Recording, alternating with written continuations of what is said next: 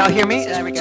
¿Se escucha la ponente? First, I would like to say En thank primer you lugar, quisiera dar las gracias a los organizadores del Congreso. Es la primera vez que estoy en España. Estoy disfrutándolo enormemente. He estado un par de días en Barcelona y me ha encantado. Así que muy feliz de estar aquí. Yeah, here we go.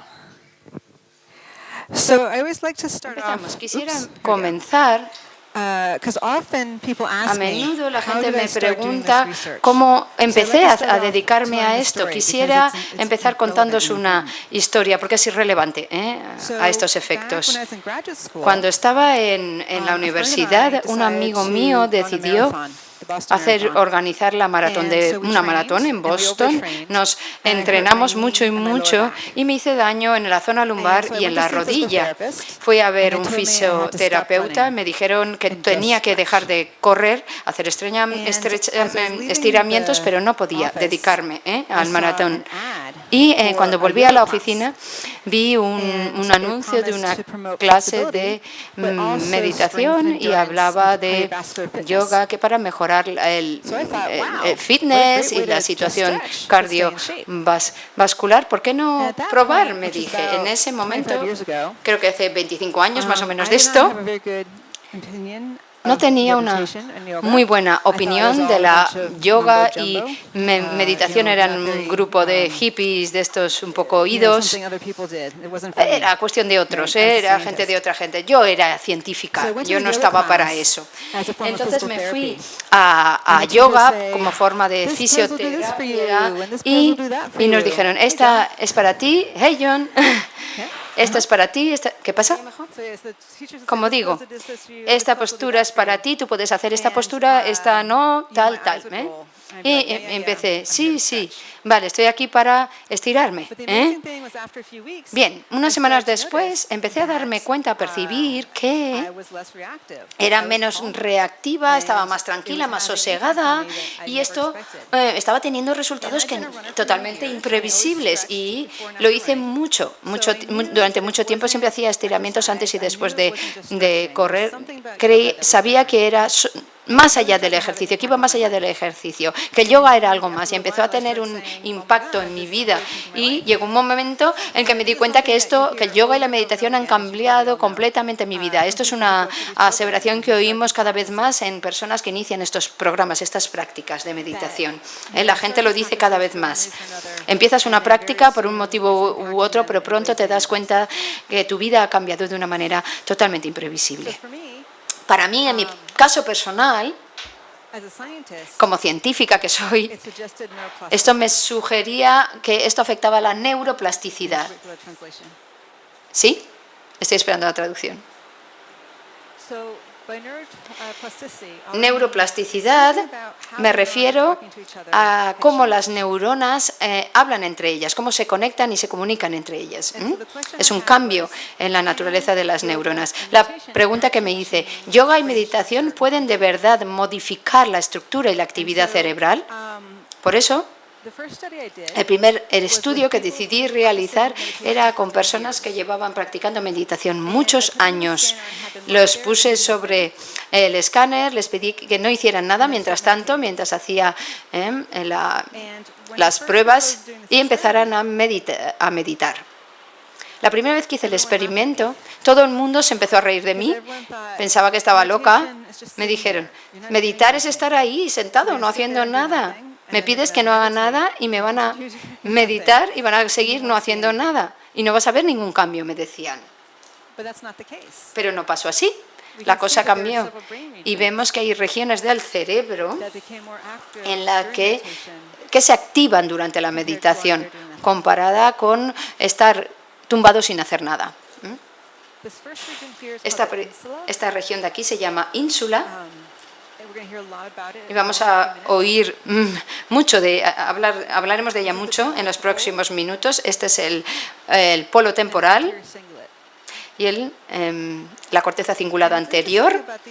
Y lo que nos interesa de estas tres regiones cerebrales es que son muy distintas a el resto del cerebro.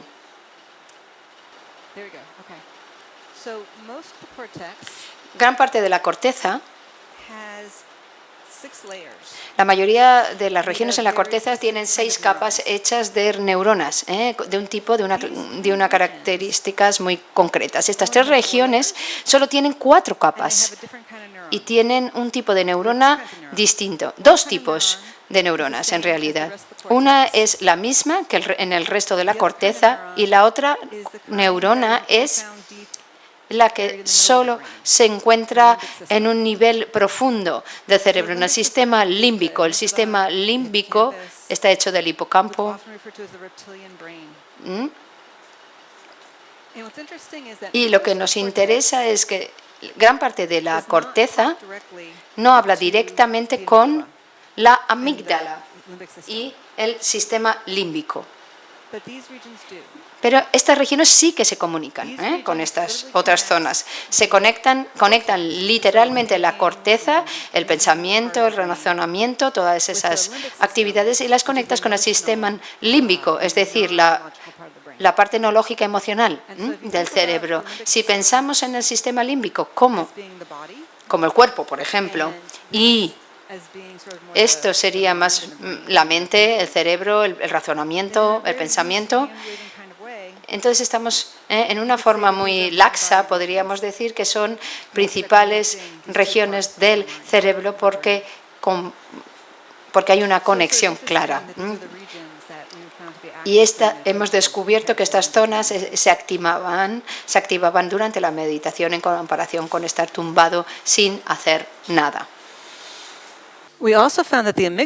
Además, descubrimos que la amígdala era menos activa, se activaba menos.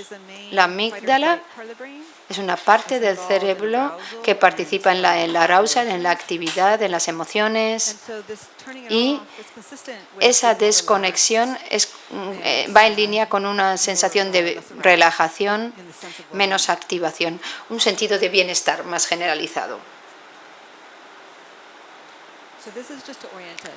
Vale, este sería una resonancia magnética. Vemos estos puntos amarillos que representan el pensamiento, estas manchas que vemos distribuidas.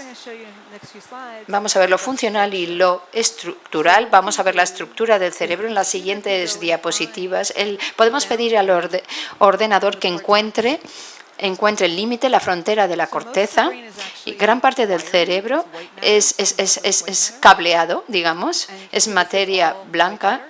Esto es materia blanca, y esta franjita aquí entre 2 líneas es la corteza, es la materia gris. La materia gris, podríamos pensar en las neuronas como si fueran árboles. La materia gris es donde están las raíces, donde las raíces de un árbol interactúan con las ramas del siguiente árbol. Así es como se produce el pensamiento. Las neuronas se comunican, interactúan entre sí. La parte pensante del cerebro, que se marca aquí con las franjas, mientras que se ubica aquí, mientras el resto es cableado, por así decirlo. Y el ordenador puede medir las distancias aquí para ver cuántas materia gris tenemos, y los puntos amarillos representan aquellos lugares en los que hay más materia gris en una conducción frente a otra, o un grupo frente a otro, comparado con otro grupo. En el mismo estudio, tomamos a gente que había meditado muchos años y comparamos sus cerebros con personas que nunca habían meditado, con no meditadores. Y esto es lo que descubrimos, que había más materia gris en determinadas regiones cerebrales comparado con los controles. La principal zona está ubicada aquí en la ínsula. Participa en la integración de pensamientos, sentidos y emociones, y es más pequeño en pacientes de esquizofrenia y trastorno bipolar.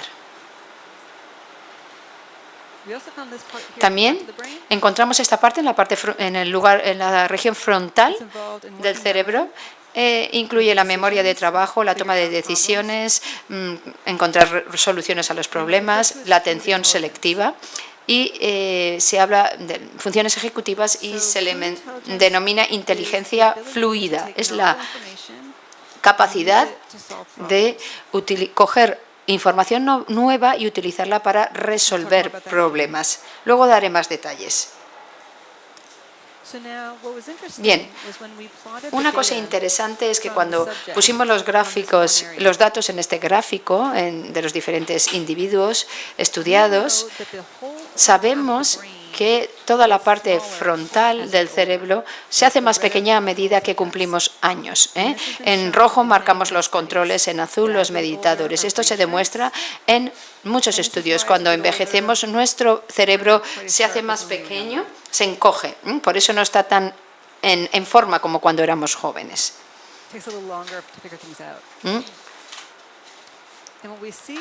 Y vemos que las personas, los meditadores con 50 años tenían la misma cantidad de materia gris que los de 20 años.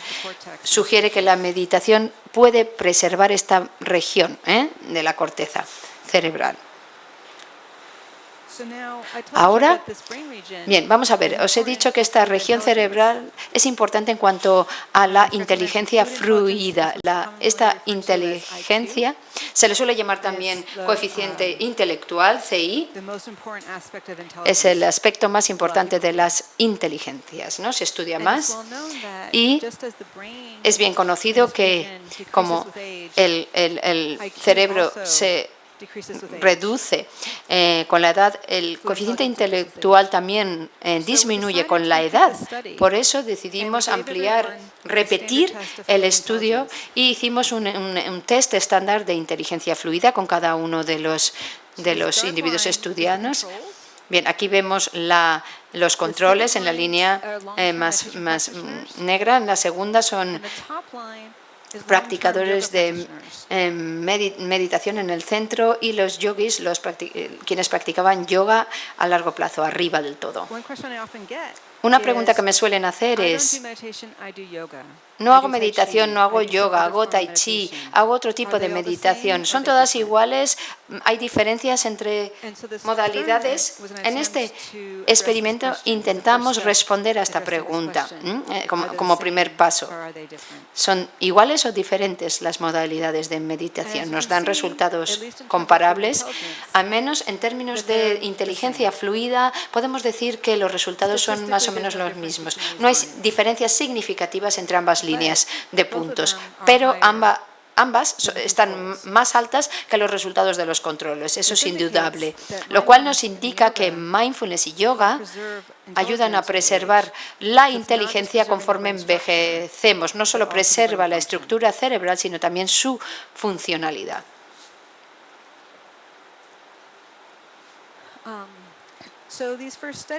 Bien, estos primeros estudios que hicimos me hicieron muchas críticas. Los meditadores son gente rarita. Sí, se tumban antes de empezar a meditar. Aunque no hubieran meditado, sus cerebros serían así. Son sencillamente distintos o es simplemente porque dedican 40 minutos al día a descansar, o puede ser que sean vegetarianos, puede ser que haya relaciones con la dieta, estilos de vida. ¿Se podrían explicar estos resultados con otras interpretaciones? Bien, pues para responder a estas dudas preguntamos: ¿la materia gris puede aumentar con el entrenamiento? ¿Podemos ver cambios en la estructura cerebral en los meditadores? En aquel momento ya se habían hecho muchos estudios en MBSR con John y su grupo. La gente que iba a estos programas decían: ha cambiado mi vida después de 8 semanas de práctica. El impacto era evidente, palpable. Y la pregunta que nos hicimos es si podíamos apreciar cambios en 8 semanas. Bien. Mi centro está ubicado a 45 minutos del centro de meditación de Jon Kabat-Zinn. Entonces, pues decidimos acercarnos allí y pedimos a la gente que había participado en el programa de Jon que participara en nuestro estudio. Hicimos escáneres antes y después del MBSR, o también gente que estaba dispuesta a esperar 6 semanas. ¿Vale? Les pedíamos que hiciéramos el escáner antes y luego ir al programa. Y vimos que comparado con con el grupo control, sí había regiones del cerebro en las que había más concentración de materia gris antes y después de la práctica meditativa comparado con los controles. La región principal, ubicada aquí, es la corteza cingulada posterior. Se conoce como el principal nodo de la red neuronal por defecto. Esta red neuronal por defecto participa, es la parte del cerebro que está activa cuando nuestra mente divaga, con la mente errante, cuando no estamos pensando en nada en concreto. No estamos focalizando la mente. Cuando la mente divaga, pensamos en nosotros mismos. Suele ocurrir. Esta zona participa en muchos procesos y eso era lo contrario de lo que queríamos en meditación, conseguir a veces más materia gris es más actividad, pero otras veces más materia gris es menos actividad, porque en el cerebro hay dos tipos de neuronas. Hay unas que tienen aumentan la actividad y otras reducen la actividad de otras neuronas. Pensamos que en este caso esto tiene que ver con las neuronas inhibidoras. Además, sabemos que esta es la zona del cerebro que se destruye cuando se padece la enfermedad de Alzheimer. Con Alzheimer tiene que ver, por supuesto, con la mente errante, ya no saber quiénes somos, no pensar en el yo, estar totalmente desorientados. Vemos lo opuesto a las prácticas. Otra región que es importante en Alzheimer es el hipocampo, que participa en el aprendizaje y en la memoria. Y aquí podemos apreciar un incremento en el hipocampo pre-post. En la tercera región sería la unión temporoparietal o TPJ en inglés. Esta región es importante para ver las cosas desde el punto de vista de otras personas. Es un componente clave en la empatía y en la compasión. También es relevante en términos de creatividad. Luego diré más cosas sobre estas dos regiones del cerebro en la segunda parte de la charla. Otra región que encontramos es en el tallo cerebral. En esta zona, la dopamina, se genera la serotonina, la dopamina, y los cambios en esta zona del cerebro se correlacionan con cambios en el bienestar. La gente que decía que estaba más satisfecha con su vida presentaba cambios aquí, en esta región del cerebro. Gente que estaba más feliz. Creemos que quizás el cambio en esta región cerebral influye en la generación de dopamina, serotonina, y por eso conseguimos esta mejora en el bienestar. No lo medimos, simplemente hicimos una hipótesis. También descubrimos que la amígdala, que era menos activa durante la meditación, se hacía más pequeña, y ese cambio en la amígdala se correlaciona con modificaciones en el estrés. Cuanta más estrés, más pequeña se hace la amígdala. Una cosa interesante e importante al respecto es que este es exactamente lo contrario de lo que vemos en los animales. Este es un experimento que no hice yo. Lo hicimos con ratas. No encontré una bonita foto de una rata, así que traje a Mickey.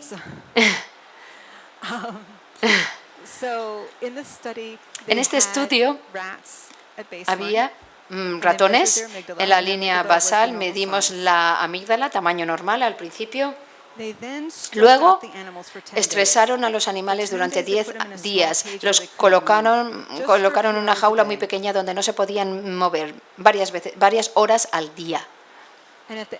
Al final de esos 10 días me dieron la amígdala y la misma parte empezó a hacerse más pequeña.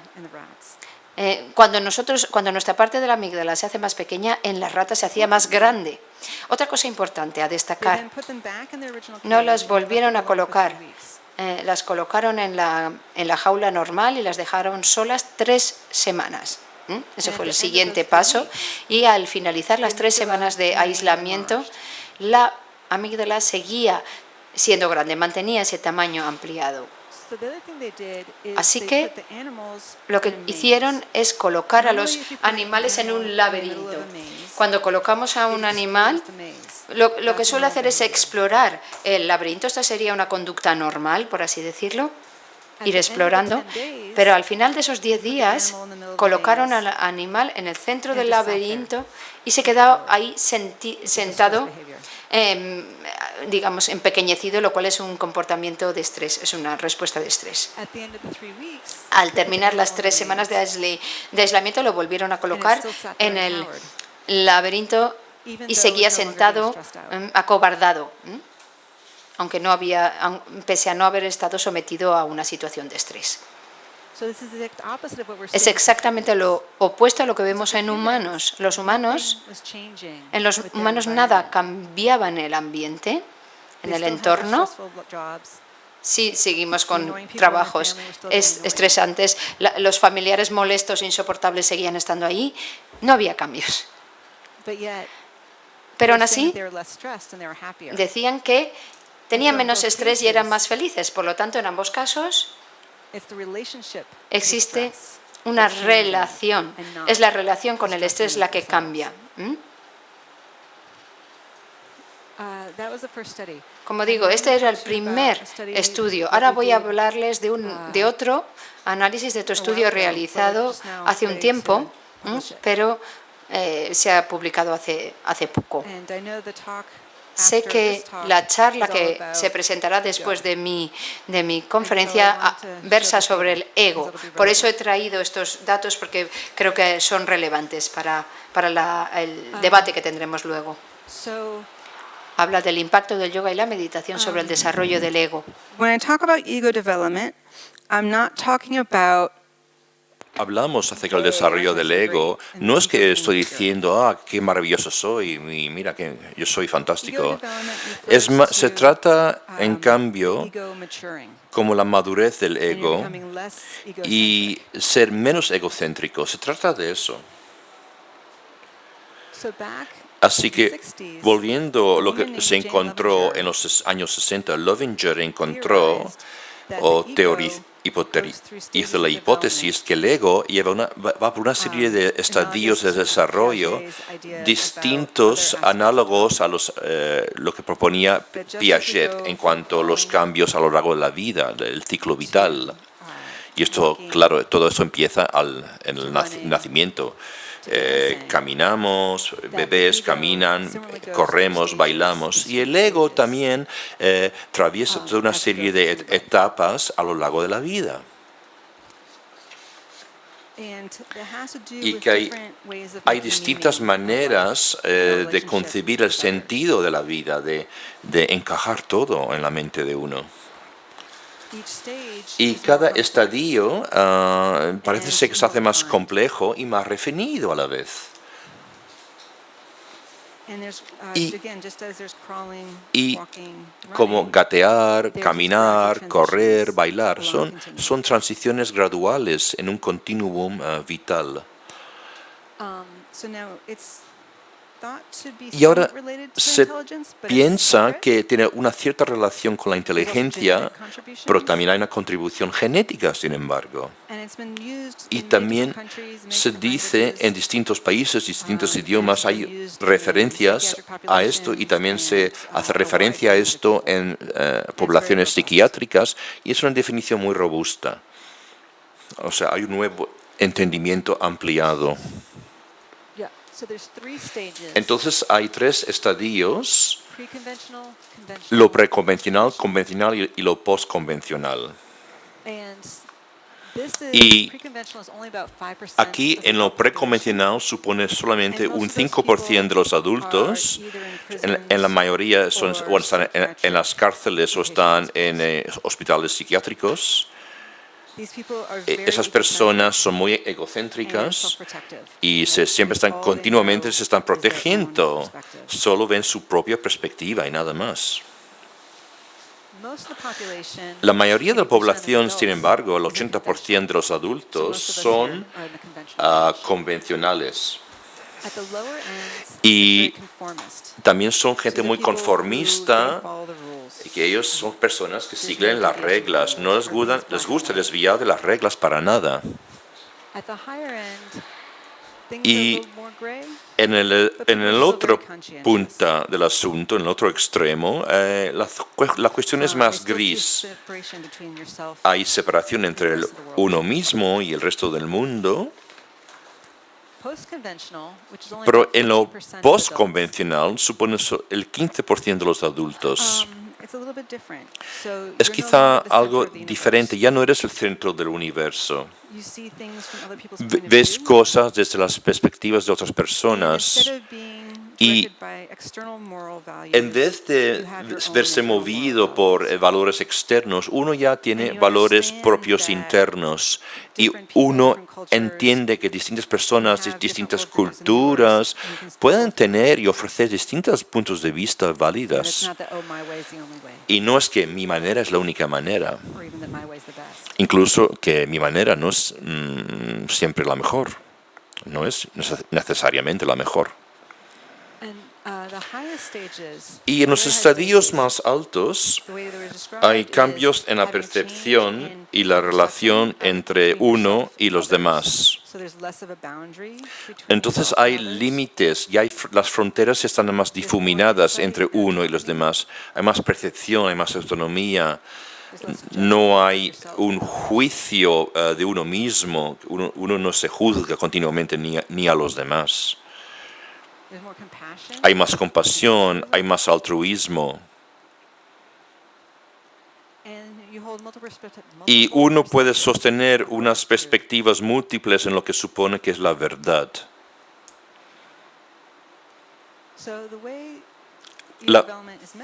Para medir todo este desarrollo, lo que hacemos, establecemos 36 frases en un test, o segmentos de frases, mejor dicho, y se dice al sujeto completar esta parte de la frase, el resto de la frase. Y las respuestas tienden a ser, bueno, a nivel al extremo bajo. Yo ahora os voy a enseñar unas respuestas típicas del espectro de poco desarrollo. Y claro, tenemos unas respuestas tipo gribaje para cada nivel distinto. Y eso requiere que la gente pase una formación para poder hacerlo de manera eficaz. Pero hay una consistencia y una fiabilidad muy alta en la manera de abordar este testeo. Da muy buena fiabilidad.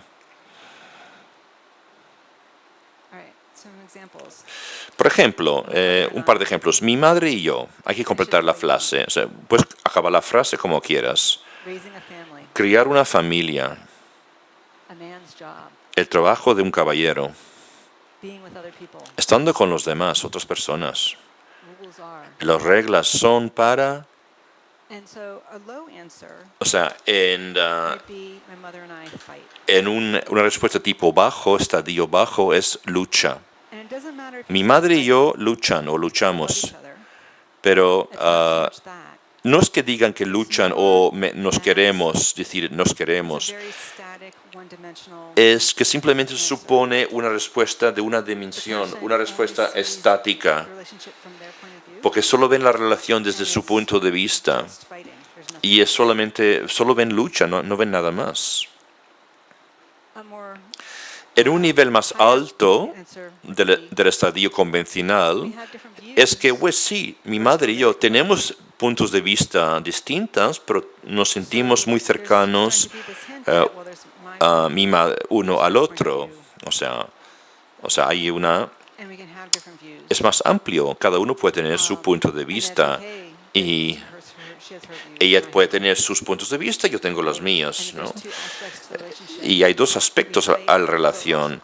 Quiere decir que luchamos, pero también estamos muy cercanos, muy vinculados.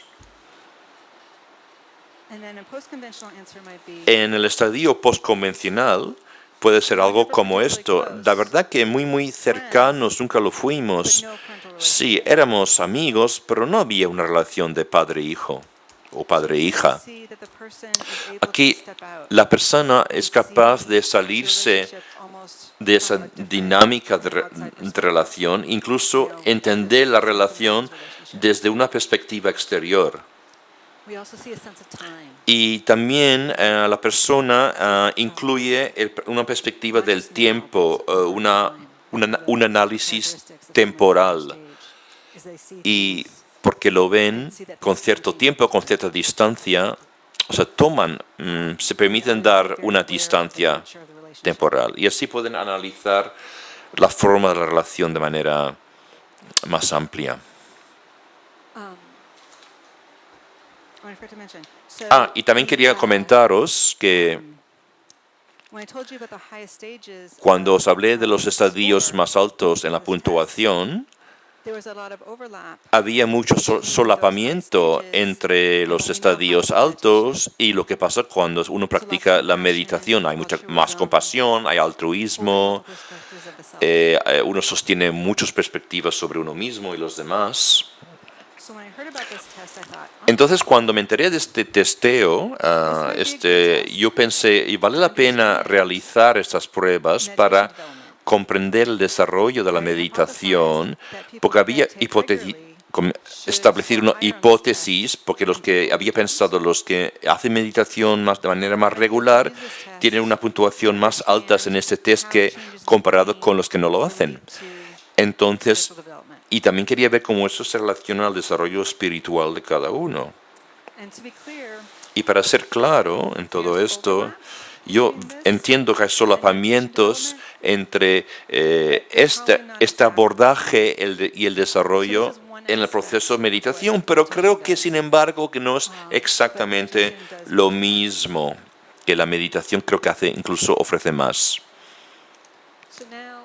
Así que tuvimos que reclutar 16 sujetos que practican el mindfulness, esta meditación, 16 que hacían el yoga Kripalu, que es una yoga muy suave, muy lento, y John creo que lo hace. No lo hace.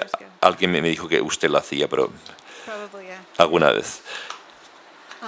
Y luego también elegimos a 15 personas para el grupo de control que nunca habían meditado, nunca habían hecho yoga.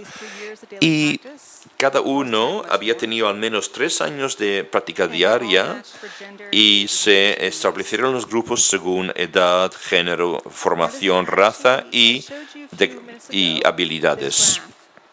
Os había enseñado hace unos momentos este gráfico. Aquí es el mismo grupo de personas en este gráfico, donde ahí habíamos medido la inteligencia fluida. Y con la inteligencia fluida vimos que en ambos grupos tenían más puntuaciones más altas que los de los controles y que los yogis tenían una puntuación un poquito más alta que los que hacían meditación. Entonces, en esta prueba vemos justamente lo opuesto. Los yogis y los que hacen meditación tenían puntuaciones más altas que los de grupo control, pero los que hacían meditación tenían una puntuación, sin embargo, más alta que los de los yogis. Y esto sí que había a nivel estadístico, era significante la diferencia entre los dos grupos. Y no había una correlación entre la puntuación total ponderada y la valoración de la inteligencia fluida. Entonces examinamos la distribución de las valoraciones, y vimos que en todos los casos de los controles y también en los que hacían yoga, los fijamos en el estadio convencional. Pero algunos de los que hacían meditación ya los ubicamos, estaban ya en el estadio postconvencional. Así que son personas que han practicado durante muchísimos años. Hay que tener mucho cuidado cómo interpretamos los resultados. Porque tal vez personas que deciden meditar ya están en un estadio más alto de por sí, comparado a la gente que no deciden meditar nunca. Y puede ser también que algunas personas simplemente eligen meditar y otros simplemente eligen hacer solamente yoga, y eso también puede suponer toda una serie de diferencias. Pero decidimos a ver qué es lo que pasa en el cerebro. Os dije antes que en la corteza cingulada posterior es la región principal que tiene que ver con la percepción de uno mismo. Y como la parte principal de esta red trabaja todo en torno al sentido, la autopercepción.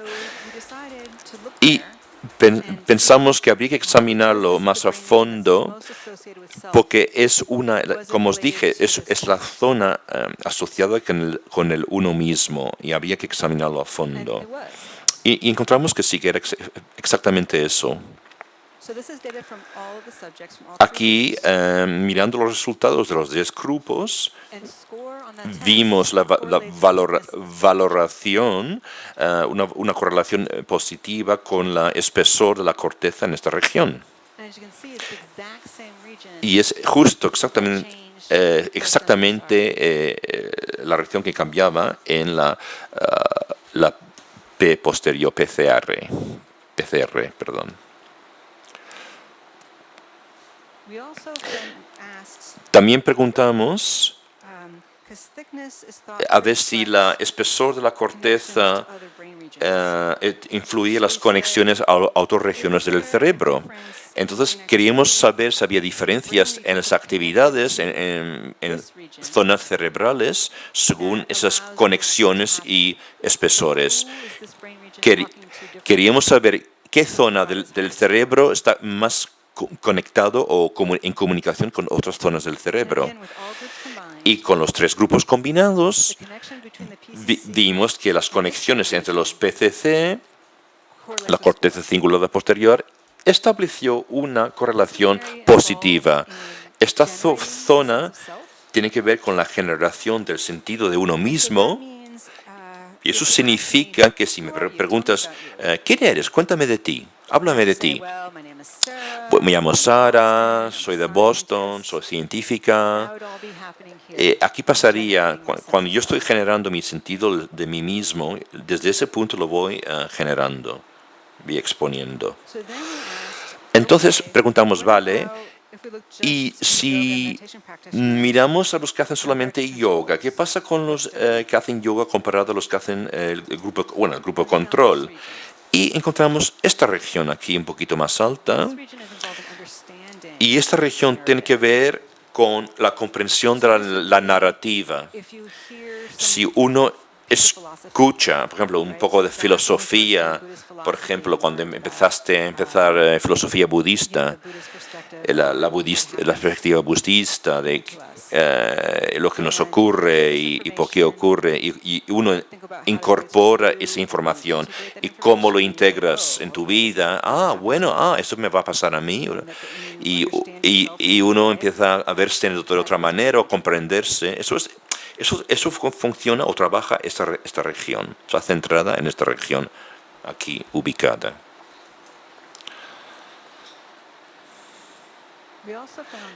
Y también encontramos en la zona TPJ que es una región que suele cambiar justo antes o después de la MBSR.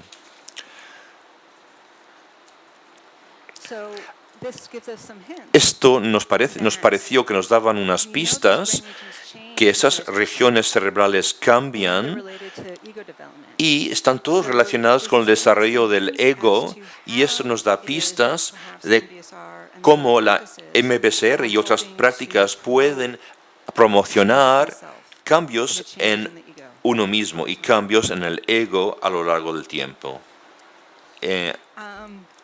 Vamos a ir hacia las conclusiones. Pero sin embargo había limitaciones en nuestros estudios porque era una muestra pequeña, era transversal, el diseño del estudio era transversal y sí que lo que hallamos era puramente válido a nivel de correlación, pero nada más. Yo, pues al final quería recalcar que meditación puede literalmente cambiar su cerebro. Muchas gracias. ¿Hay alguna pregunta por ahí?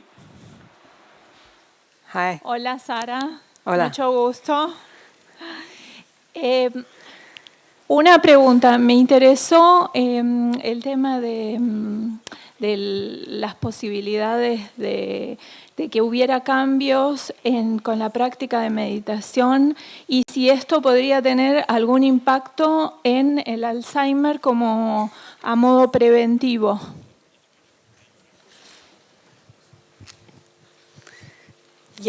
Yes. There have. Okay, they're switching here. Okay, I'm not used to the translation here. There have been a few small studies. Ha habido un par de estudios pequeños en los primeros estadios de Alzheimer y sí que se ha comprobado que hay cambios en el hipotálamo. Incluso hay pequeñas mejoras en otros aspectos. Y en las Islas Canarias hay un grupo de investigación donde han hecho un programa de 2 años con mindfulness. No vieron cambios cerebrales, pero sí que hallaron grandes mejoras en la cognición. Entonces ahí se incluyó yoga y ejercicios específicos para orientar a la gente, para mantener su atención. Y yo creo que sí, desde luego hay una posibilidad importante. Buenos días, Sara. Muchas gracias por tu magnífica exposición. Mi interés en este momento quería saber en concreto el test del que has hablado de desarrollo del ego. ¿Es un test que solo habéis usado a nivel de investigación interna o más bien está estandarizado? Y también, bueno, los baremos, ¿cómo los habéis hecho? ¿Por qué grupos de edad? Un poco que hablásemos más de este test y si a nivel europeo ya puede utilizarse o cómo está el tema. Muchas gracias. Right. So, la prueba lleva unos 40 años, la verdad, y ha sido traducida en distintos idiomas a nivel internacional. Y hemos publicado esos datos, nuestros hallazgos, y hemos compartido todo eso. Creo que, sin embargo, no creo que eso va a cambiar solamente en esos sujetos dentro de 8 semanas. Creo que 8 semanas no es suficiente. Yo creo que el cambio se ve a lo largo de varios años y la mayoría de estudios, yo creo que con 2 o 3 meses de medición no es suficiente. Y no es fácil, además, puntuarlo, establecer las puntuaciones. Y claro, están pidiendo $100 por prueba y eso es caro para mucha gente. Yo, sin embargo, si tienes mucho interés, puedo decir, pues sí que está disponible. Ya existe. Sí. Muchas gracias, Sara. El pertenecer o estar en uno de los tres estadios, preconvencional, convencional o postconvencional. ¿Crees que es una cuestión evolutiva? ¿Es genética? ¿Es ambiental? Definitely it's a natural progression. So we all start. Es una progresión natural, progresiva. Empezamos en un estadio muy bajo como niños, lo mismo que pasamos de gatear a caminar y a correr, vamos por estadios y a algunos les va mejor que otros y no está claro por qué unos alcanzan más que otros, o sea, no está nada claro. Puede ser que la sociedad, quizá en Europa, las puntuaciones que se dan están más altas que en Estados Unidos. En Europa puede ser de 20 a 30% y la cantidad de postconvencionales europeos son distintos a esa cantidad que en Estados Unidos. Entonces, pero no se sabe exactamente por qué. Es uno de los primeros estudios que se han hecho que al menos demuestra una serie de posibles cambios. Faltan más estudios. Hi, Sarah. Thank you. I'm going to ask in English. And I wondered, it is really amazing to see that change happening through meditation. Fantástico ver el cambio que tiene lugar a través de la meditación y el desarrollo del ego, pero habéis hecho un análisis del cambio en comportamiento y cómo afecta el cerebro y para poder hacer una correlación con las mejoras en ciertas destrezas, tareas, comportamientos sociales. ¿Eso se ha llevado a cabo?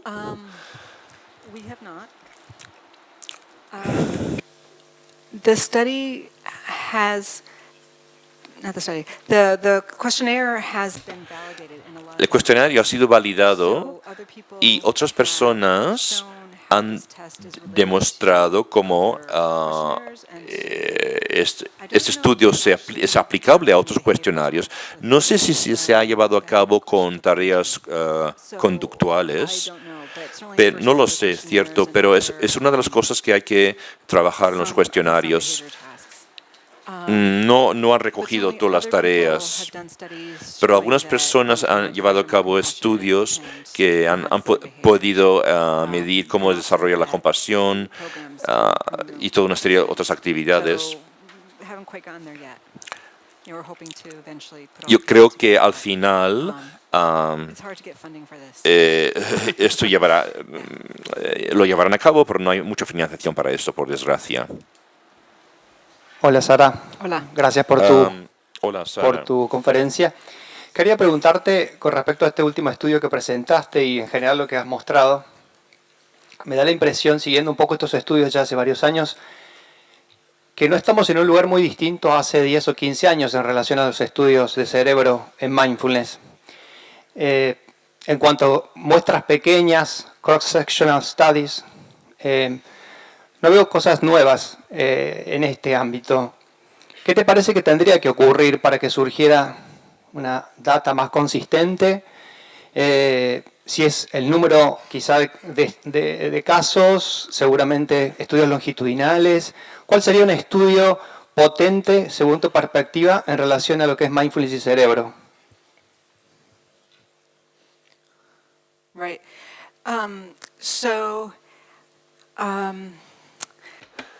Yo creo que yo propongo un estudio, propuse hace 10 años hacer estudio y me dijeron que no había datos suficientes. O sea, tenía que hacer un estudio de respuesta, o sea, para establecer datos correlativos. O sea, me tocó hacer un tipo de estudio antes que pasar a otro.